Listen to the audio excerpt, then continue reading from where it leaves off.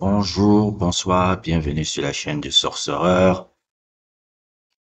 Et avant de commencer d'abord la vidéo que je vais faire là, je vais d'abord mettre tout d'abord cette vidéo-là, ce court extrait. Playing Milan 3 times, so 2 times in the group stage, playing them in the final.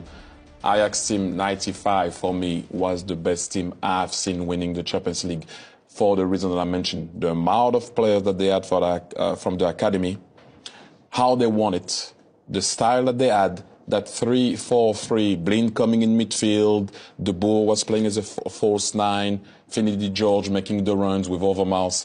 I mean, the way they were playing was second to none. Vous l'avez entendu de la bouche de Thierry Henry.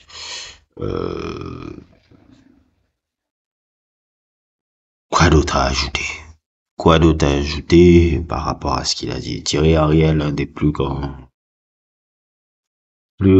esprits footballeurs qui parle consultant qui parle de foot.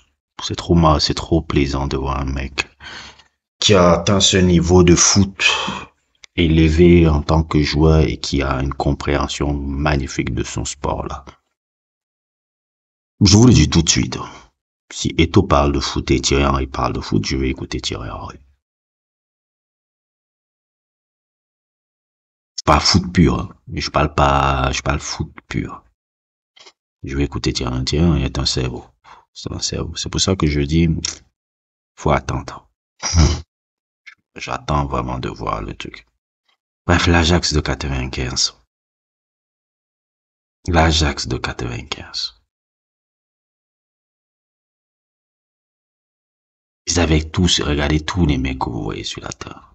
Je sais que pour les plus jeunes un peu, ils se diront, mais de qui, les gars là, c'était des surdoués. Vous pouvez voir Wanko Kanu, vous pouvez voir Kluivert, vous pouvez voir Ronald de Boer, vous pouvez voir Reisiger, ouais, Clarence Seedorf. Le vétéran Rijkaard qui entretient un peu, qui est un peu le leader de ces bambins là. Georges Finidi. Danny Blind, qui était aussi un vétéran aussi de l'équipe. Une équipe de malades. Une génération de malades. La classe 95 de l'Ajax. Franchement, vous voyez un peu ce que Arsène Wenger aimait faire avec Arsenal, là, dans les années 2000, là. C'est-à-dire un peu essayer d'amener des jeunes joueurs à pratiquer un jeu de Arsenal après l'Arsenal des Vieira, des Thierry Henry. La génération Fabregas, là, qui a un peu frustré beaucoup de gens, là. Imaginez un peu la génération Fabregas, là. Fabregas, Van Persie, Nasri, Rosicky, cette génération-là. La jeune Jack Wilshere, la génération, les baby gunners, là. Imaginez les baby gunners, là, gagner la Ligue des Champions, on va dire en 2009, en battant le Barça de Guardiola. Ou même en 2011, battant en finale le Barça de Guardiola, ou même battant le Barça de Guardiola 3 fois dans l'année en Ligue des Champions. C'est ce que l'Ajax là a réussi. Cette équipe de l'Ajax là, non seulement elle pratiquait un foot incroyable, très inspiré déjà de Cruyff et de sa vision du 3-4-3 qu'il aimait faire, qui avait été pris, que Louis van Gaal a utilisé beaucoup en finale. Louis van Gaal, qui est aussi un immense coach de l'histoire du foot, je vous ai dit, les Pays-Bas, pour moi, sont les Pays-Bas et les Italiens, les plus grands techniciens de l'histoire de ce sport. Louis van Gaal, qui avait déjà gagné avec cette génération la Coupe des Coupes, a réussi encore quelques années plus tard à amener cette équipe-là sur le toit de l'Europe.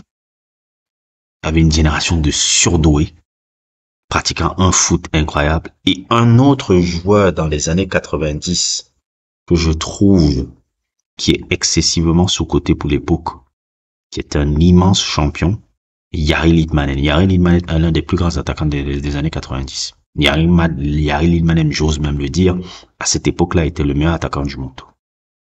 Le plus grand joueur de Finlande de tous les temps, c'est ce gars-là. Et Jari Litmanen était meilleur buteur de la Coupe du Monde, de la Ligue des Champions. Et je pense toujours que si ce n'était pas un impact politique qu'on voulait faire au Ballon d'Or 95, qu'on a donné à George Weah, qui méritait, mais qui était beaucoup plus, qui était plus dans une volonté de faire une ouverture, pour montrer un peu l'ouverture du Ballon d'Or un peu au monde, puisque c'était la première fois que le Ballon d'Or pouvait devenir mondial. Je pense que le Ballon d'Or qu'on a donné à George Weah, techniquement, c'est pas lui qui devait l'avoir, c'est Jari Litmanen qui devait avoir. Quand tu voyais la saison de Jari Litmanen, qui avait presque tout gagné, il était meilleur buteur de la Ligue des Champions. Il était champion de Pays-Bas, vainqueur de la Coupe de Pays-Bas. Ils avaient fait le triplé, ils avaient gagné encore la Super Coupe d'Europe et ils avaient gagné la Coupe intercontinentale. Cette année-là, l'Ajax avait tout gagné sur l'Europe. Normalement, Jari Litmanen devait être Ballon d'Or cette année-là. Mais bon, c'est juste mon avis, hein, tout. Mais bon, je vais pas cracher dessus. C'était quand même cool de voir un gars qui a la même peau que moi avoir le Ballon d'Or aussi. Et juste aujourd'hui, c'est le dernier Ballon d'Or africain. Comme pour dire qu'on nous a donné ça une fois, pour dire bon, ok, prenez ça une fois, mais pour l'avoir encore, vous allez en chier. Nous parlons d'une génération exceptionnelle. Vous voyez, tous ces gars-là vont faire des carrières magnifiques. Clarence Seedorf va gagner cette Ligue des Champions encore 4 fois, 3 fois encore. Une fois avec le Real, 2 fois avec le Milan. Ronald Debout va avoir une belle carrière. Les frères Debout vont avoir une belle carrière. Il y a un qui va avoir une très belle carrière au Barça. Les jumeaux Debout. Kluivert, j'en parle pas, j'en parle même pas. Bon, son passage au Milan a été un peu contrasté, mais à Barcelone, il a fait une très belle carrière à Barcelone. Je trouve même souvent que Kluivert est très sous-coté dans l'histoire un peu du foot. Pour moi, Kluivert et Eto'o sont des équivalents. C'est-à-dire que voilà, je vois la carrière d'Eto'o fils et je vois la carrière de Kluivert. Je me dis toujours Kluivert et Eto'o, c'est les mêmes types de jeux. Je dis, ils sont équivalents. Tu peux pas me dire que Eto'o fils, peut-être en termes de palmarès, il a beaucoup plus de palmarès que lui, mais tu peux pas me dire que Eto'o est plus fort que ce joueur-là ou que ce joueur a rougi devant Eto'o. Je fais souvent les deux là. Je dis souvent. Et tout ce qui manque à Kluivert, c'était un peu une aura un peu médiatique, un peu forte, qui pourrait pu faire qu'on parle beaucoup plus de sa legacy. Parce que Kluivert, c'est un immense joueur des années 90. Très prodige. Incroyable. Reisiger, je pense qu'il était parti à l'Inter. Van der Sar est devenu un des meilleurs gardiens aussi du monde par la suite. Il a été parti à la Juve. Après, il a fait quelques piges à Fulham. Après, vous avez vu à la fin de sa carrière qu'elle était même à la quarantaine d'années. Comment il était incroyable à Manchester. Il a gagné une Ligue des Champions encore après. Georges Finidi, il était déjà un peu âgé. Des trucs. Wanko Kanu. Wanko Kanu, un peu, c'est pour moi un peu un très grand regret dans la mesure où sans sa grande blessure, je pense qu'il aurait été peut-être le meilleur joueur africain de tous les temps. Wanko Kanu, quand il jouait un peu, c'était un mini Salif Keita, un très très très beau joueur de foot. Même à les JO de 96, là, que le Nigeria avait gagné, là, il avait été incroyable. Wanko Kanu, je pense que sans sa blessure, là, la grosse blessure qu'il a eue là à l'Inter, après il s'était relancé à Arsenal, surtout la saison 99 où il était très très très bien. La deuxième partie de saison, il était incroyable. Et je pense que Wanko Kanu, sans sa blessure là, aurait été peut-être le meilleur joueur africain de tous les temps. Je pense que c'est ça qu'il a tout. Lui aussi, il a gagné la Ligue des Champions très jeune. Et je pense que la deuxième saison en 97, là, ils étaient incroyables, hein, Wanko Kanu. C'est très incroyable. On n'en parle pas assez, mais Wanko Kanu est un très beau joueur de foot, hein. Non, le tout parrainé par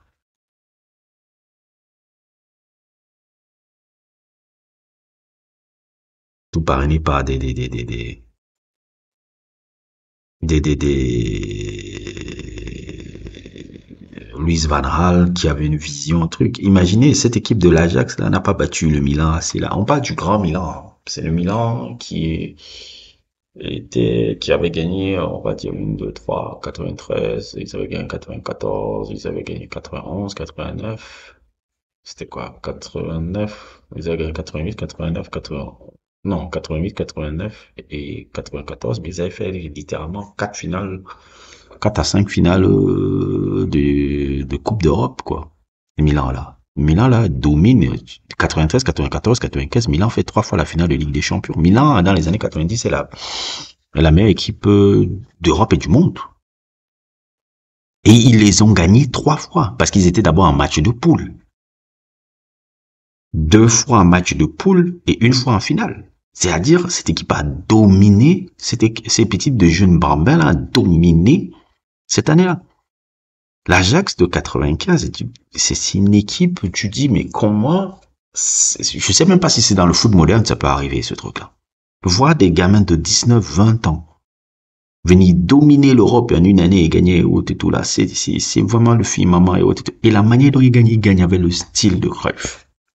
C'est-à-dire le système de Cruyff au Barça, là, 3-4-3, là. C'est ce qui est, incroyable. C'est incroyable. La dernière fois, on a revu ça. Ça a été le Barça de 2011 avec Guardiola et les 11 joueurs de la Masia, là.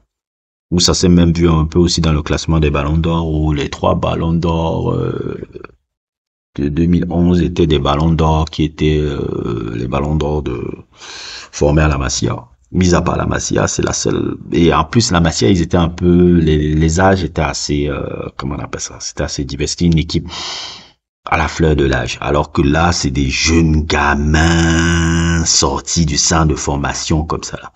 Et c'était là, c'est ce qui me faisait dire souvent que l'équipe des Pays-Bas aurait pu gagner Coupe du Monde et Coupe d'Europe. C'est ça qu'on annonçait. On annonçait l'équipe des Pays-Bas dominer l'Europe, là. Et je ne sais pas qu'est-ce qui s'est passé un peu là-bas, parce qu'il faut dire aussi que à cette époque-là, surtout les années 90, il y avait généralement la montée un peu des joueurs surinamiens. C'est les joueurs à peau noire là, aux Pays-Bas. Et je pense que ça a beaucoup joué un peu dans la cohésion un peu de l'équipe nationale, où il y avait les clans des Surinamiens d'un côté et les clans des Blancs un peu aussi d'un autre. Ça a beaucoup marqué le football néerlandais. C'est pour ça que même si ils avaient une génération dorée qui aurait pu gagner la Coupe du Monde 98, je dis toujours, la France n'aurait peut-être pas gagné la Coupe du Monde si la Hollande avait gagné le Brésil en demi-finale. Cette équipe de Hollande gagnait la Coupe du Monde tranquillo. Et l'Euro 2000, sans ce truc un peu surréaliste de demi-finale contre l'Italie, là où les gars tirent sur le poteau, pas truc de ce match où ils ont un ils auraient fait le doublé, cette génération-là. Parce que la génération, justement, de l'Ajax 95 était composée vraiment de beaucoup, faisait comment on appelle ça, c'était la grande partie de la génération, justement, de la génération de la sélection hollandaise de la fin des années 90.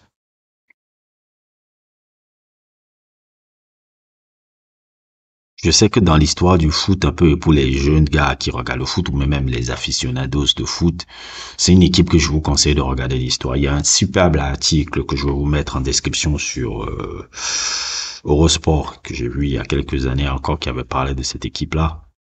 Je veux vous mettre le lien, un truc, mais si tu es un tant soit peu pas fan de foot, tu dois connaître cette équipe-là. Parce qu'elle avait réalisé un exploit jusqu'à aujourd'hui que j'ai rarement vu. Que Arsène Wenger a essayé tant bien que mal, mais il n'a jamais pu le faire. Parce que Arsène Wenger imitait beaucoup le modèle de cet Ajax-là. Il a essayé tant bien que mal à refaire. Tant bien que mal. Mais il manquait quelque chose. Et peut-être, je pense que la qualité de ces joueurs ne le permettait pas, parce que les joueurs de Arsenal, de Arsène Wenger, c'était des super joueurs, mais c'était pas des champions comme les gamins de l'Ajax 95. Les gars de l'Ajax 95, c'était des champions. Les gars des Arsenal, de Arsenal, les baby boomers là, les baby gunners là, c'était des super beaux joueurs, mais pas forcément des champions en termes de mentalité. C'est pour ça que ça coinçait toujours. Donc, c'était un court sujet un peu sur cette équipe d'Ajax là. N'hésitez vraiment pas à regarder l'article que je vous mets en description là. N'hésitez pas à liker, n'hésitez pas à vous abonner et à plus pour d'autres aventures.